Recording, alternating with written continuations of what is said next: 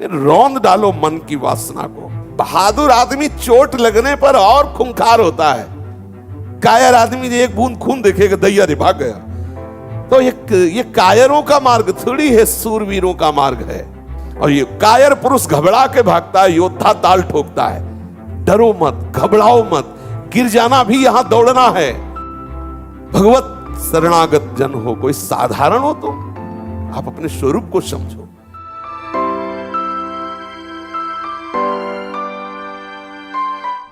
सावधान होकर के उपासना में लगो। मर जाओ किंतु प्यारे का चिंतन न छूटने पावे। इतना भी कष्ट आ जाए कि प्राण निकल ले तो भी हम अपने प्यारे का चिंतन। ये कैसे बैठते हो कि तुम्हें काम क्रोध का इतना लंबा चिंतन हो जाता है कि आप विचलित हो जाते हो। कितने खाली हो आप, जरा विचार करो। स्फुरना होना बात अलग है, आप उसमें डूब गए, आप उसकी चेष्टा में आ गए। मतलब कितना अंतराय है आपके भजन में। बातें बनाने से नहीं बनेगी बात। आपको इतना समय कैसे मिला, क्यों आपको इतना मनन करा रहा है कि आप बाहर देख लो, आप वो चेष्टा कर लो। आपको इतना समय के मतलब भजन के अंतराय का बहुत समय है आपके बीच में। आप अव्याव्रत भजनात् में नहीं हो। रौंद डालो मन की वासना को।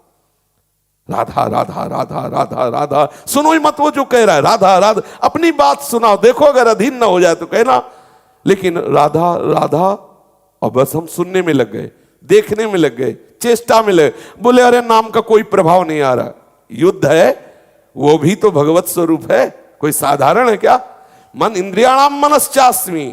योद्धा तभी आनंदित होता है जब जोड़ का योद्धा होता है। अगर ममई वांसो तो तू सच्चिदानंद प्रभु का अंश है। तो वही कह रहे हैं कि इंद्रियों में मन मैं हूं, बराबर का जोड़ है, कोई खिलवाड़ थोड़ी है। और ये कायर पुरुष घबरा के भागता है, योद्धा ताल ठोकता है। हरि का स्वरूप जीव है, हरि का स्वरूप मन है, और इसको परास्त कर लो। आप सजेति सजेति सतरति सतरति स लोकांतरयति। अगर ऐसा नहीं हो तो भोगो नरक, मरो जा करके भी। खेल है। अब इसमें कहो कि भगवान सहयोग कर रहे, तो शास्त्र और संत और सदगुरुदेव रूप से कौन बोल रहा है? वही तो तुम्हें संभाल रहे, तुम्हारा पक्ष ले रहे। आप अश्रद्धा करो, आज्ञा का उल्लंघन करो, भोगो जाके, मरो जाके। संसार उसी प्रवाह में बह रहा है। अगर बचना चाहते हो तो उनकी आज्ञा में रहो। मर जाए किंतु प्यारे का चिंतन न छोड़े, इसी का तो नाम भक्ति है।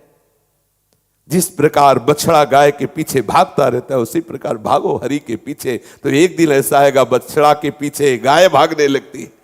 छोटा सा बछड़ा जब चरने के लिए इधर उधर घूमने लगता है तो गाय रंभा करके उस बछड़े के भक्तन पाछे यो फिरत जो बछड़ा से। पहले तुम स्वीकार करो आसक्ति, फिर देखो हरि तुमसे कितना प्यार करते हैं। थोड़ा आगे भूमिका में कदम रखो, जहां हो ये भूमिका कोई अच्छी नहीं है। साधक जब काम क्रोधादि का चिंतन तन्मयता पूर्वक करेगा तभी परास्त होगा। जब कामादि विकार आने लगे, सुनो मत इसकी सलाह, इसका दिया हुआ भोग प्रलोभन चिंतन में मत लाने दो। उसी समय आप गाढ़ चिंतन करो। नहीं बन रहा, चीखो, चिल्लाओ राधा राधा राधा। लेकिन उस समय आप चीखेंगे नहीं, गंभीर होकर चिंतन कर रहे हैं विषय का। आपकी इंद्रियां उसी में तन में। मरो, जहर खाओगे मरोगे। अब आप कह दो कि अरे कोई बचा ले, तो कैसे बचोगे? क्योंकि ये आपके अंदर का विषय, आपको ही ठीक करना पड़ेगा, आपको ही सुलझना पड़ेगा। आप उसमें तन्मयता करें, निश्चित मरोगे। क्रिया हो या ना हो, आपका वो संस्कार, आपका वो आंतरिक चिंतन गलत हो जाएगा। थोड़ा सुलझो, थोड़ा सावधान हो। उपासना से जो चाहोगे वही प्राप्त होगा। ऐसी कोई स्थिति नहीं है जो उपासना से न प्राप्त हो जाए। पूज्यपाद सूड़िया बाबा जी महाराज कह रहे, प्रभु का भजन तो बहुत लोग करते हैं, परंतु सबको प्रभु का अनुभव क्यों नहीं होता? यही कारण है कि गोता लगाते हैं विषयों में और भजन का नाटक कर रहे हैं। अगर भजन करते हुए भजन में डूबने लगो, भगवत साक्षात्कार ना हो जाए तो कहना। पर देखो ये जलने का बहादुर आदमी चोट लगने पर और खूंखार होता है।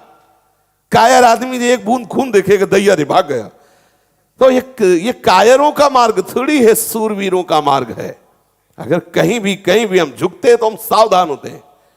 ये कौन सी ऐसी वृत्ति है जो मुझे रौंद दिया, गिरा दिया? सूक्ष्मता से उस वृत्ति को पकड़ा और कस दिया। ये बिल्कुल आप ऐसा हवा मत समझो कि माया बहुत बड़ी हवा है। अगर माया भगवान की एक शक्ति है तो ऐसी अनंत शक्तियों को अधीन करने वाली भक्ति है। आप ऐसा मत समझो जो ठाकुर को अधीन कर ले वो भक्ति। माया जीव को अधीन करती है और भक्ति भगवान को अधीन करती है। आप भक्ति को स्वीकार करो, माया की तरफ देखते ही काहे को हो। नाम रूप लीला धाम, बस यही हमारे विचरण करने का विषय हो। जलन आ रही, आकर्षण आ रहा, परेशानी आ रही, ये सब मन बुद्धि का तमाशा है, ये मन बुद्धि का जाल है। थोड़ी देर ऐसे समझ के इसे डिलीट करो, इसे हटाओ। उसको तूफान मानकर दिमाग में मत बैठा लो कि अरे अब क्या होगा, कुछ नहीं होगा। आंख खुली स्वप्न खत्म, ऐसे ही है। आंख खुली स्वप्न खत्म, जागो। उसके लिए किसी के सहयोग की जरूरत नहीं, जागो, भगवत स्मृति में जागो, मोह निद्रा भंग करो, फिर देखो आनंद। डरो मत, घबराओ मत। गिर जाना भी यहां दौड़ना है। अगर गिर भी गए तो अनुभव करो कहां से फिसले, वहां से आप सावधान हो। ये ऐसा खेल नहीं है कि आप निराश हो जाएं, आप परास्त हो जाएं। नावे भक्ता प्रणश्यति, पहले हरि बोल रहे। करो सदा तिनके रखवारी, जिम बालक राखे मातारी। हरि बोल रहे हैं, मुझे डरना क्या, मुझे और उत्साहित होकर हरि का बल लेकर के इन विकारों को परास्त करना है। डूबो, भजन में डूबो। देखो गोता लगाने वाला भजन 6 महीने में भगवत साक्षात्कार कर लिया ध्रुव जी ने। ऐसी डुबकी लगाई भगवत चिंतन की कि विवश हो गए ठाकुर और आकर के उनको अपना दर्शन दिया। ये पागलों की तरह साधक घूम रहा है, वो किसी से असली अनुराग नहीं कर पा रहा। जैसे पागल कुत्ता होता है ना, इधर उधर भटकता रहता है, ऐसे वो साधक का मन पागल कुत्ते की तरह भटक रहा है। ये विषय, ये विषय, ये चिंतन, वो। अरे आप समझो, भगवत शरणागत जन हो, कोई साधारण हो तुम। आप अपने स्वरूप को समझो। भजन परायण, आसनों पे बैठो, मन को मारने के लिए निरंतर भजन स्मृति, सूक्ष्म आहार, मौन, गंभीर, निरपेक्ष, अंदर से जितनी वृत्तियां सबसे निरपेक्ष, कोई परेशानी। तू दिन भर काम चिंतन कर मन, मुझे कोई परेशानी नहीं। राधा राधा राधा देखते अपने आप अधीन, उसको छूट दे दो। जा, मैं तेरे पीछे डोलने वाला नहीं। कर चिंतन, तू विषय चिंतन कर। मेरे बिना तू करके दिखा क्या करता है। राधा राधा राधा राधा, परास्त हो जाएगा। ये नहीं हम केवल प्रवचन कर रहे हो, ये जले हैं, यात्रा चले हैं, ये यात्रा चले हैं। 13, 18, 22, 30, 35, 40, 45 और आपके सामने बैठे, पूरा जीवन इसमें। पर गुरु कृपा से, संतों के सत्संग से, शास्त्र कृपा से बात समझ में आती रही।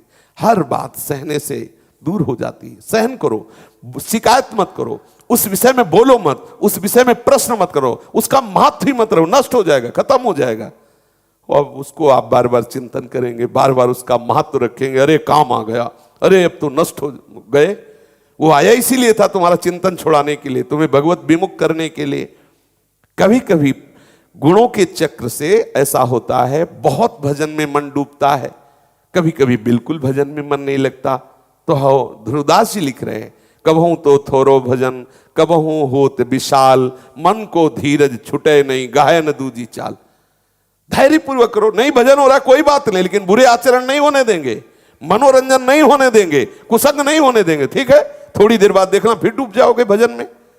अगर हमारा मन भजन में नहीं लग रहा, कोई बात नहीं, बैठे हम, गलत आचरण नहीं होने देंगे, शास्त्र विरुद्ध क्रिया नहीं होने देंगे। मन तुझे जो करना है कर, राधा। थोड़ी देर बाद देखो, ये सब अनुभव की बात। थोड़ी देर बाद मन फिर आ जाता है, फिर शांति, फिर तदात्म। अब अगर वो मन नहीं लग रहा, बोले चलो थोड़ा बाहर घूमे, आंख चराना शुरू कर दिया, इंद्रियों को चराना शुरू कर दिया, भ्रष्ट होने के चांस उसी समय वो पकड़ लेगा कोई न कोई ऐसा जो आपको एकांत में भ्रष्ट कर देगा। इसलिए सावधान रहिए। बहुत बड़ा अवसर दिया है प्रभु ने भगवत प्राप्ति के लिए। ये पागलों की तरह चेष्टा बंद करो, असली वस्तु की तरफ लगो। ये पागल कुत्ते की तरह इधर उधर मन को भटकाना बंद करो। ये नानात्व में जब तक तुम्हारी बुद्धि रहेगी, वास्तविक तत्व का बोध नहीं होगा। सच्चा अनुरागी एक तत्व में लगता है, एक विषय में लगता है, वही वास्तविक भगवत अनुराग को प्राप्त होता है। एक, कल भी चर्चा हुई थी, एक पे अनेक से एक में आओ। निरंतर चिंतन से ही अनुराग होता है। वाणी से गुणानुवाद करो, हृदय से उन्हीं का चिंतन करो, नेत्रों से किसी और रूप में आसक्त मत हो, अपने इष्ट के रूप की तरफ देखो। ये जगत नाम की वस्तु ही नहीं है, केवल सियाराम ही सियाराम है। पूज्यपाद बाबा कह रहे हैं केवल सियाराम ही सियाराम है, बस सियाराम ही सियाराम है। भक्त और भगवान दोनों चिन्मय हैं। जब चिन्मय तत्व का चिंतन करता है तो भक्त का मन चिन्मय, बुद्धि चिन्मय, ये सब भगवत स्वरूप हो जाते हैं। घबराओ नहीं, खेल है खेल, तुम्हारी हानि होनी नहीं, पहले लिखित ले लो। नामे भक्ता प्रणश्यति, तुम्हारी हानि नहीं होनी इस खेल में, तुम्हारी विजय होनी, ये देख लो। प्रमाद करोगे पीटोगे पक्का है, प्रमाद मत करो। प्रमाद करोगे तो फिर सूत्र दूसरा लग गया। आज्ञा के अनुसार चलोगे तो भगवान स्वयं कह रहे क्षिप्रम भवति धर्मात्मा, मैं उसे महात्मा बनाऊंगा, मैं उसे धर्मात्मा बनाऊंगा। साधुरिव समंतव्या सम्यक व्यवसिता हिसा, उसे आज से ही साधु मानो क्योंकि उसने मेरा आश्रय ले लिया, अब निश्चित वो महात्मा बन जाएगा। भक्त और भगवान दोनों चिन्मय होते हैं। गलती ये होती है हम चिन्मय का चिंतन छोड़कर पार्थिव चिंतन करने लगते हैं, फिर हमें दो दिखाई देने लगते हैं, फिर हमें बहुत दिखाई देने लगते हैं, बस यही फंसाव हो जाता है। अरे भक्त तो ऐसा होता है वो मोक्ष की भी चाह नहीं करता है, वो तो भगवत चिंतन में प्रेम में डूबना चाहता है, वो मोक्ष भी नहीं चाहता। आप जैसा चाहोगे वैसे ही प्रभु आपके सामने रूप रख के आएंगे। देखो प्रहलाद के लिए भगवान ने कितना सुंदर रूप त्याग के भयंकर रूप धारण किया, नरसिंह रूप धारण किया। आश्चर्य है, सेन भक्त के लिए आप नाई रूप धारण किए। आप जैसे प्रभु को चाहोगे वैसे प्राप्त कर लोगे। आप प्रेमवश अधीन होने वाले प्रभु के केवल चिंतन में लगो, जैसा चाहोगे वैसा प्रभु आपको अनुभव कराएंगे। बाबा कह रहे हैं इष्ट देव का निरंतर चिंतन करना आपका मुख्य कर्तव्य है। जैसे मिश्री के खिलौने में जिधर से भी छुओ मीठा ही मीठा है, ऐसे ही प्रभु आनंद ही आनंद है, आनंद बपू है। आप जुड़ो तो फिर आपको लगेगा कि नाम भी तो जप रहा हूं, पाठ भी कर रहा हूं, लेकिन हृदय प्यारे उसको जलना होगा। बिना स्वर्ण तपे चमकता नहीं है, थोड़ी देर मन को जलना होगा, क्योंकि उसमें प्रेम रस आना है ना। तो जैसे मटकी कच्ची हो तो बिना आवे में तपे वो रस रखने लायक नहीं होती, अगर डाल दिया जाए तो मटकी फैल जाएगी। ऐसे ही तुम्हारा मन रूपी मटका अभी कच्चा है, तो उसे ताप में तपाया जा रहा है। सहन करो चुपचाप, आप मन थोड़ी हो, थोड़ा सहन करो, पक्का होगा तो यही मन आपको आनंद में डुबो देगा। आप तो केवल इष्ट का चिंतन करो। भक्ति का आधार तो श्रद्धा और विश्वास है। श्रद्धा विश्वास से आप ये बात स्वीकार कर लो, प्रभु हमें बहुत प्यार कर रहे हैं, हम कभी परास्त नहीं होंगे, हम केवल प्रभु के चिंतन में लगेंगे, जितने भी कष्ट आएंगे उनको हम स्वीकार करेंगे। जब स्मरण के लिए किसी प्रकार की चेष्टा ना करने पर भी सतत स्मरण चले, तब समझना कि आप भक्ति का रंग आ गया है, अब भक्ति आई है, स्वाभाविक भगवत स्मरण हो रहा है।